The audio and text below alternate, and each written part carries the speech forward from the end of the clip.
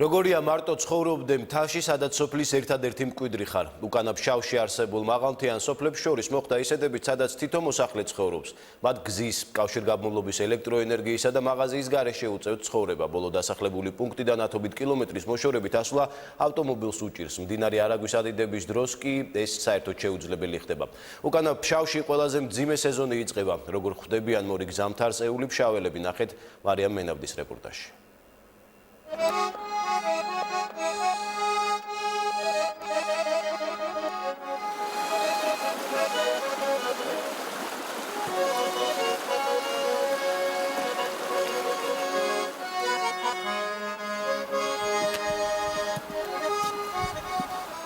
ამ გომურში ზუსტად 60 წლის წინ დაიბადა.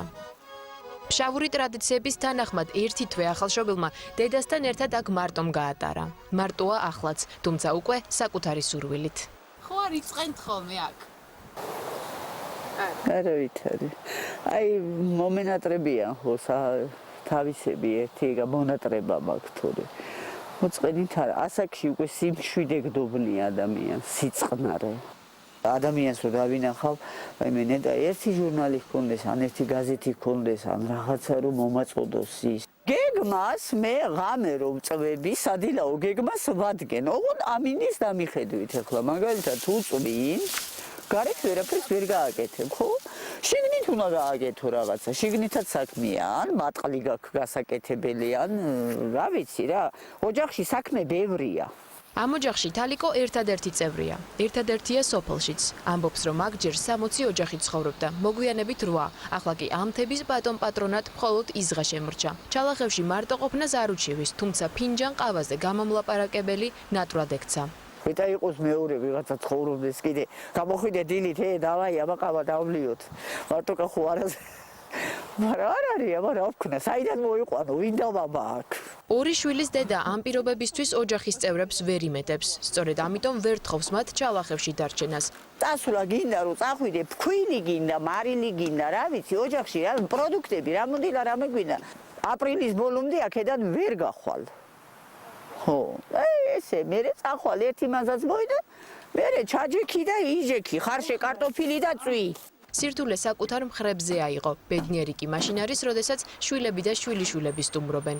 მანამდე კი მათთან დასაკავშირებლად მთაზე ისეთი წერტილი უნდა მოძებნოს, სადაც ტელეფონის სიგნალს დაიჭერს. შეიძლება რომ მოკლე მანძილზე სადღაცას კარგად დაიჭიროს. მომენტა იყოს 3-4 დღეა დავდივარ და ვერ ვაღებინებ ტელეფონს.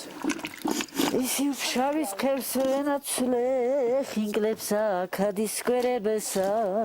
მთის ხალხი სიძლიერი აქ დამოკიდებულებებში ჩანს. გარესამყაროს მოწყვეტილის ციკლს მარტო რომ ებრძოდა, მაშინაც არ შეშინებია. თავი მისივე დამზადებული წამლებით მოერჩინა. ადამიანი ცოცხალი რისთვის ხარ იცი? უნდა შეგეძლოს რაღაცა. ნადირით სავსე ადგილებში ყოფნისას შიში მისთვის, დილითაც და ღამითაც ერთნაირად უცხოა. შიში იცი? შიში არის რაღაცა სამარცხვინო აზრი აკვიატებული. იცი, აი მე ასე მგონია. მეშინია. ღამე მეშინია, დღე არ. გიორგი უკანაფშავის კიდევ ერთი რობინზონია. მთლიანობაში სოფელში გატარებული 40 წელი საკმარისი არ აღმოჩნდა იმისთვის, რომ სოფელს სტატუსი შენარჩუნებოდა. ახლა სოფელი ელიაგზა აღარ არსებობს და გიორგი უბრალოდ უკანაფშაველი გახდა. ისიც სოფლის ერთადერთი მკვიდრია. წასვლაზეც ხშირად უფიქრია, რადგან ფშავის მთებში პირობები უკიდურესად მძიმეა. არ არის რაღაცა პატარა ყურადღება რა, მე რა ვიცი. გზა რო გამიკეთო, აუშავს ამანქანები და ვეუბნები გააკეთეთ და რა აკეთებენ რა. მარტო ყავა რა ვიცი. როდა მე გავქაჩა ვერ ვიცი. ვაფშე მარტო რა, ზამთარში ზაფხულშიც.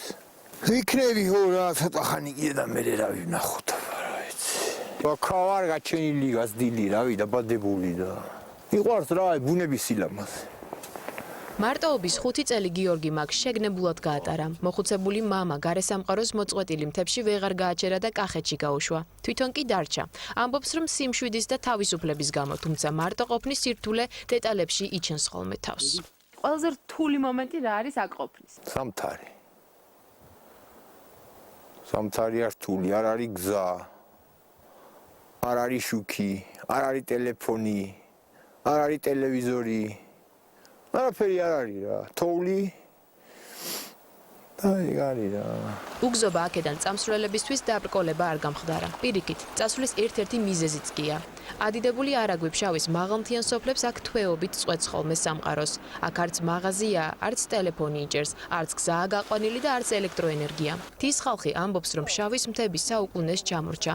თუმცა ალბათ მხოლოდ ტექნიკურად, რადგან სწორედ აქ გაუსწრო ეპოქას ერთ დროს ამ მთების შვილმა. ვაჟას კულტი მთებში ყველგან იკითხება. კითხვაზე წერენ თუ არა ლექსებს ადგილობრივები, მორცხვად ამბობენ, რომ არა. თუმცა ამ ბუნების შემყურე მათი დაჯერება ჭირს.